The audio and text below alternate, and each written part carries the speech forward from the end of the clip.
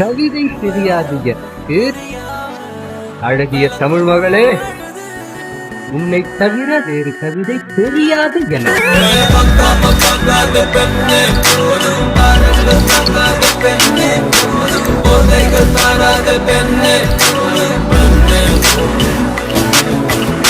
நிஜமெல்லாம் மறந்து போச்சு, நிழலெல்லாம் காணாம போச்சு.